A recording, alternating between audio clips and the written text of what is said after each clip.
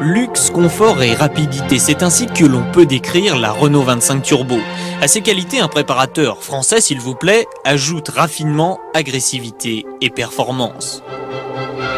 Un cocktail qui fait de cette Renault 25 As Prestige l'égale des berlines allemandes les plus performantes. Mais ne vous y trompez pas, avec ce kit on est bien loin d'un simple bricolage. Cela paraissait une gageure et pourtant on a réussi à améliorer en tout point le haut de gamme de la régie.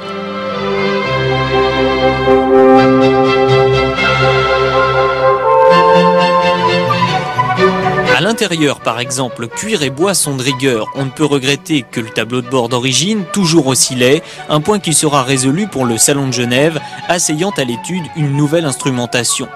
Mais le côté le plus spectaculaire de cette transformation, le voici.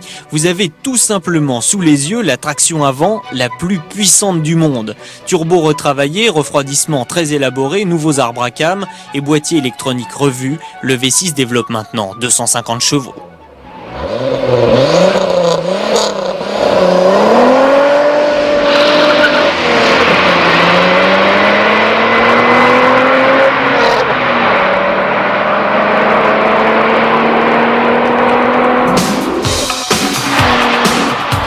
252 km/h, le 1000 mètres en 27 secondes, cette R25 est aussi la voiture française la plus performante.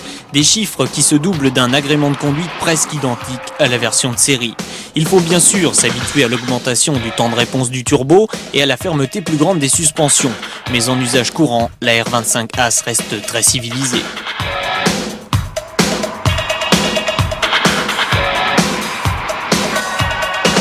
250 chevaux sur le train avant, le défi était de taille. Le résultat, lui, est époustouflant. Malgré ses presque 1,5 tonne, cette voiture se conduit comme une petite GTI.